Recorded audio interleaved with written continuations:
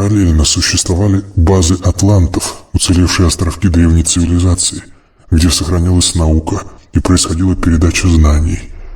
Там готовили прогрессоров, засылаемых дикарям с целью создания новых цивилизаций. Дикари постоянно штурмовали оплоты древних с целью разграбить все, что вызывало у них зависть. Магические способности рассматривались как редкий и ценный ресурс, магов выслеживали и старались поработить.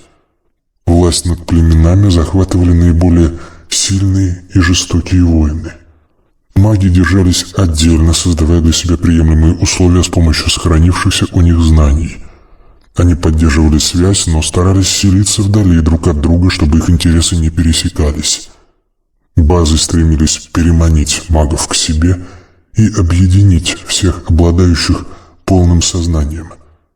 Однако в так называемых запретных городах богов действовали жесткие законы, предписывавшие магам строгие правила поведения и ограничения. За стенами запретных городов, расположенных, как правило, в горах или на дне океанов, на равнинах, населенных варварами, эти ограничения не действовали. Здесь маги чувствовали себя всесильными. Однако такая жизнь несла в себе множество опасностей.